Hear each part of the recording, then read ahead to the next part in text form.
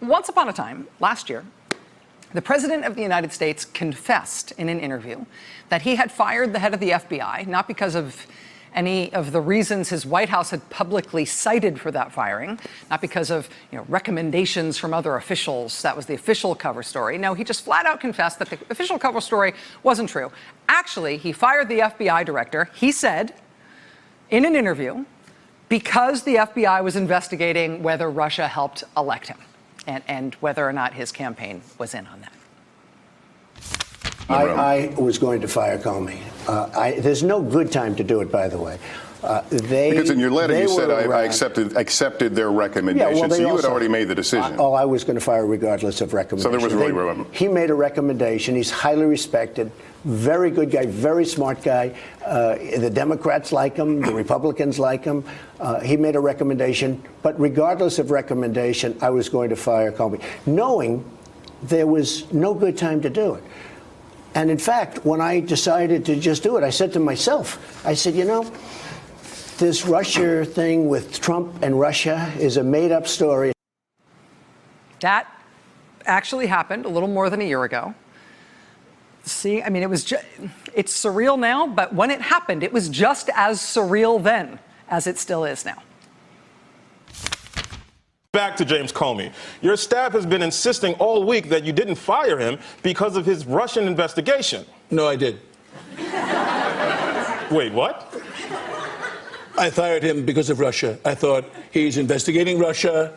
I don't like that. I should fire him. And you're just admitting that? Uh-huh. But that's obstruction of justice. Sure, okay. Wait, so did I get him? Is this all over? Oh, no, I didn't. Nothing matters. Absolutely nothing matters anymore. Fine. Michael Che and Alec Baldwin basically getting the truth more true than the truth. But I mean, we have to refuse to believe that nothing matters. We can't accept that nothing matters. Obstruction of justice is a thing. Presidents are not allowed to do that thing. And the only question that we're living through now is how this president might get stopped from doing it.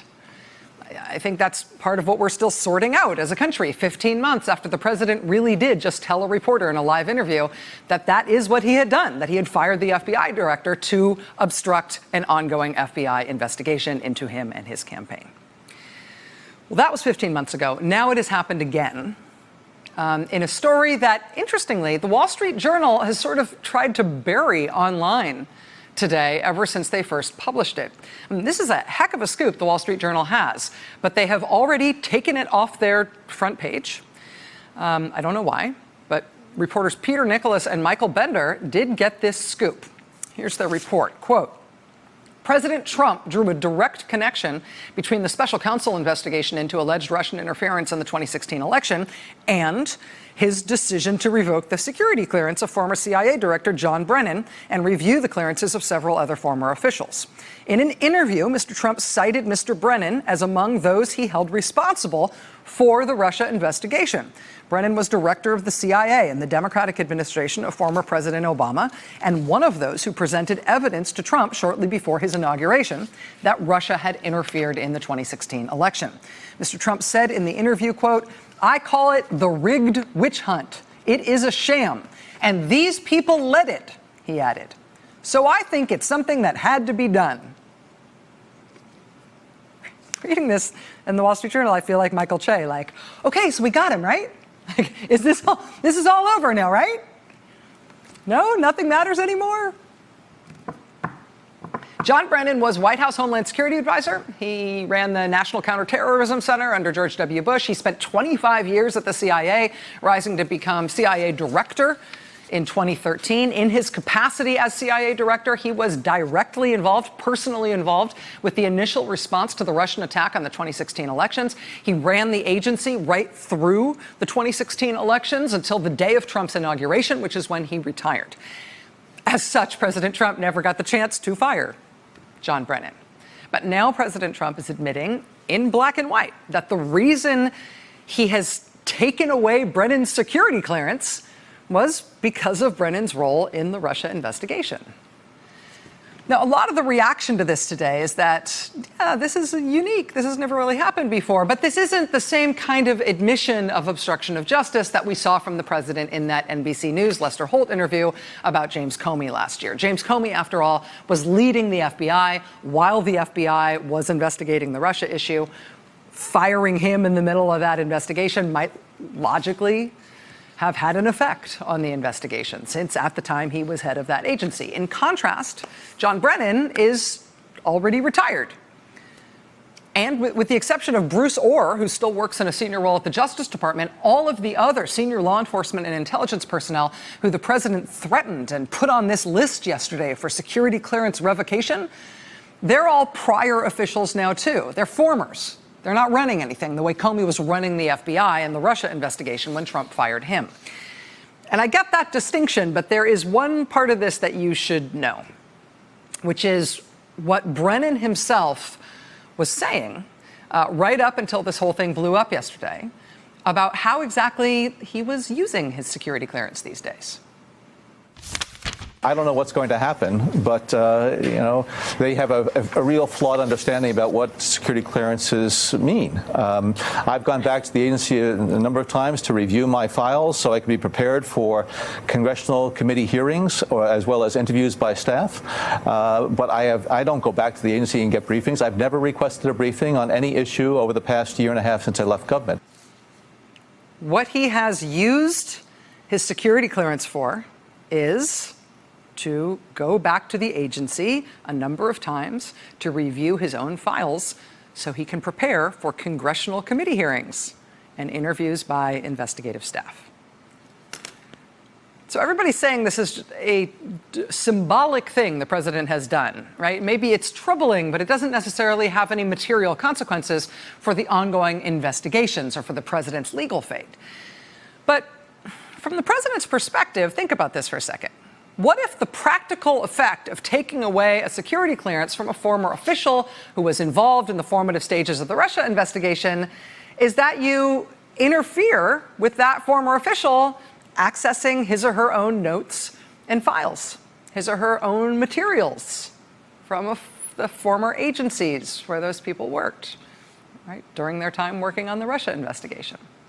And according to Brennan, that's something you need to do and that you might employ your security clearance to do if you're going to be questioned on these matters as part of ongoing investigations. I mean, look at the list. Look at almost all of the names on the list of people the president wants to do this to. Brennan, CIA director during the Russia attack. Clapper, director of national intelligence during the Russia attack. Comey, director of FBI during the Russia attack. McCabe, deputy director of the FBI during the Russia attack. Strzok, head of counterintelligence at the FBI during the Russia attack. Susan Rice, national security advisor during the Russia attack. Sally Yates, deputy attorney general during the Russia attack. I mean, security clearances may or may not be something any of these people are using for their current work. But if they are stripped of their clearances or blocked from ever getting them again, what does that do to their ability to prepare for testimony and to testify, if need be?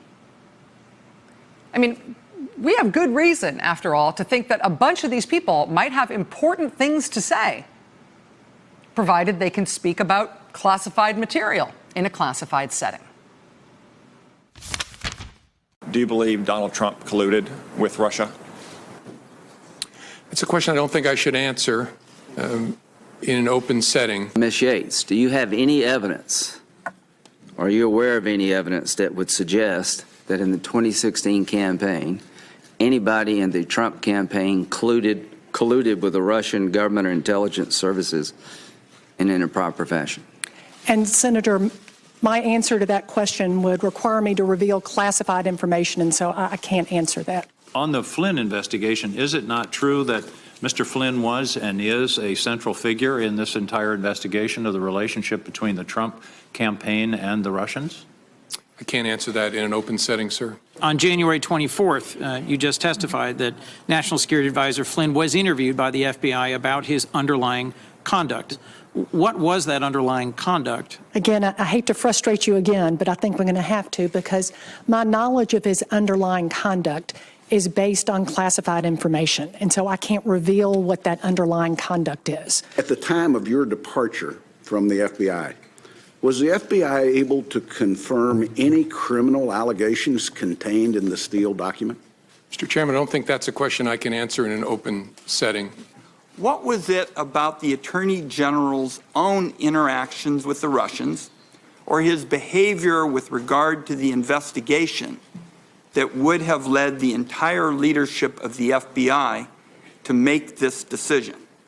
Our judgment, as I recall, was that he was very close to and inevitably going to recuse himself for a variety of reasons. We also were aware of facts that I can't discuss in an open setting that would make his continued engagement in a Russia-related investigation problematic. I can't confirm whether, in fact, those conversations regarding sanctions occurred, because that would require me to reveal classified information. The Guardian has reported that Britain's intelligence service first became aware in late 2015 of suspicious interactions between Trump advisors and Russian intelligence agents. This information was passed on to U.S. intelligence agencies. Over the spring of 2016, multiple European allies passed on additional information to the United States about contacts between the Trump campaign and Russians. Is this accurate? I can't answer that. General Clapper, is that?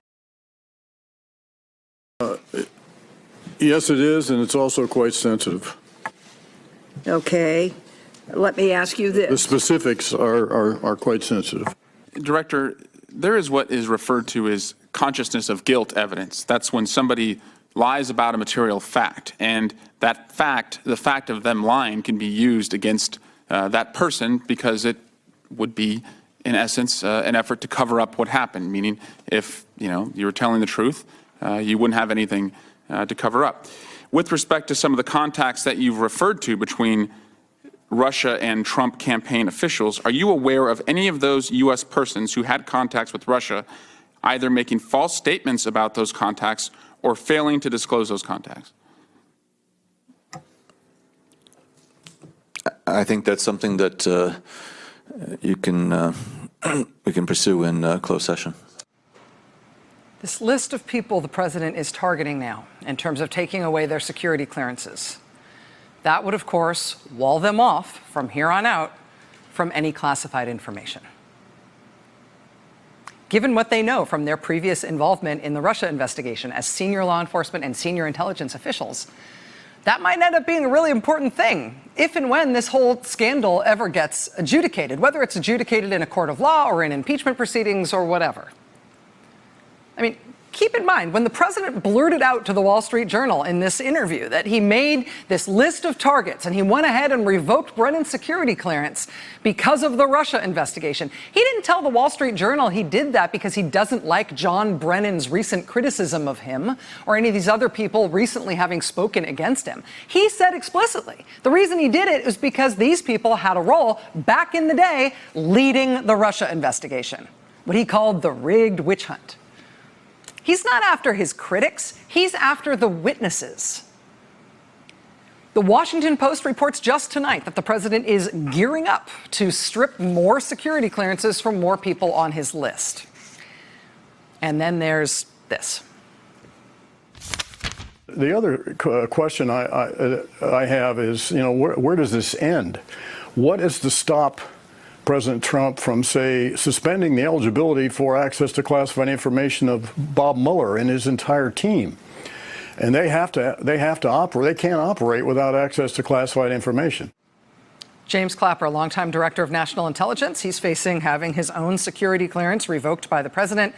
He raised the prospect immediately upon getting this news last night that what the president is doing here opens the door to him yanking security clearances from special counsel Robert Mueller and his team of prosecutors and investigators.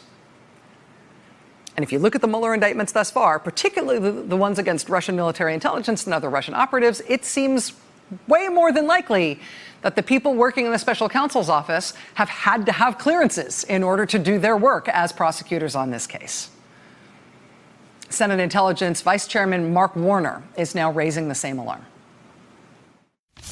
I guess to me, this had an eerie memory of an enemies list. These people were being singled out to have either their clearances revoked or in the process of being revoked.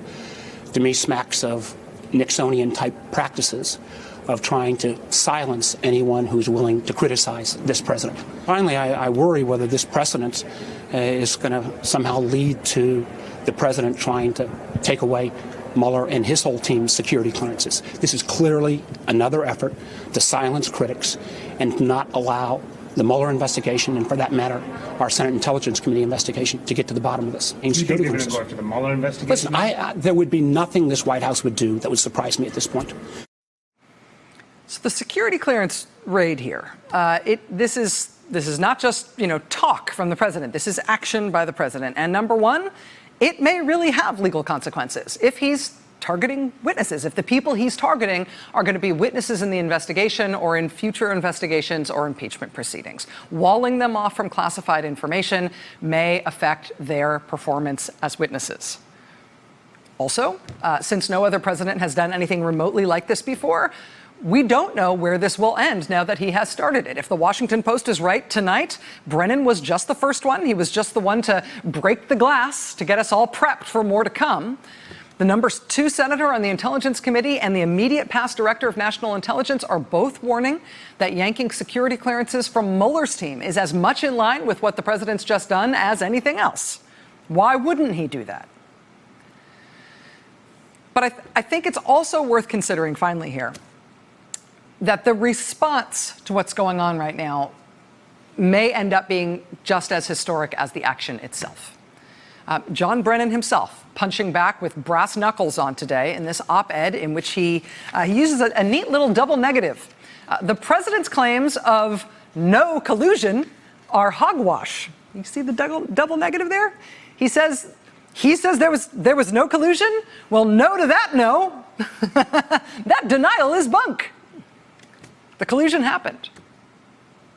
He says, quote, the only questions that remain are whether the collusion that took place constituted criminally liable conspiracy, whether obstruction of justice occurred, and how many members of Trump Incorporated attempted to defraud the government by laundering and concealing the movement of money into their own pockets. The collusion that took place.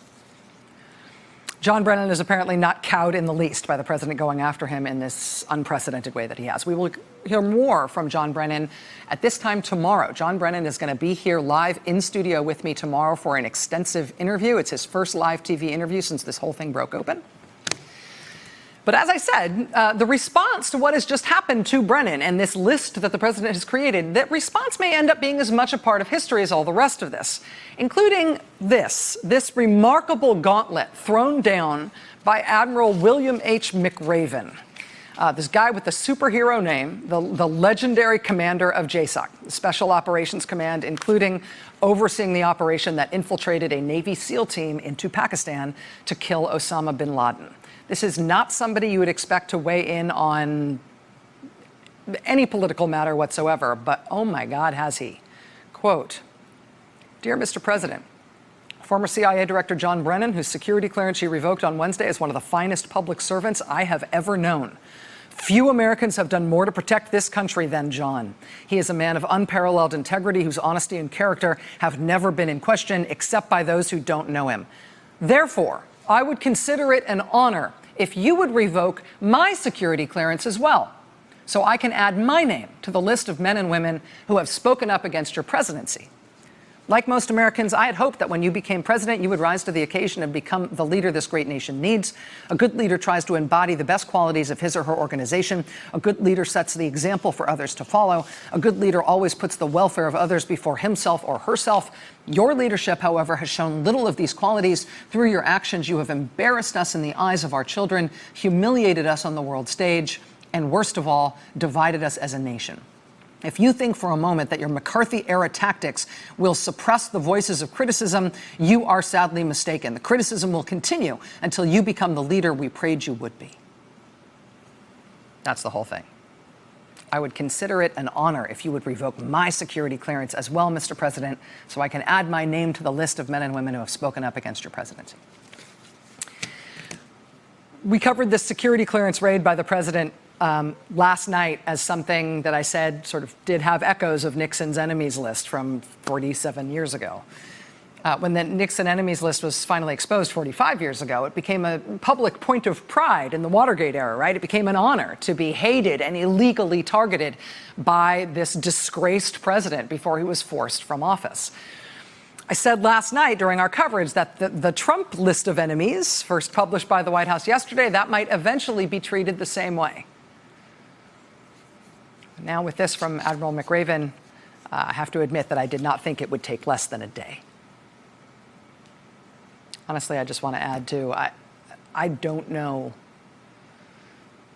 what happens after this. I mean, I know the next step here is that the president and presumably the Fox News channel will now start to try to slime Admiral McRaven, the Special Operations Commander, because of what he's done.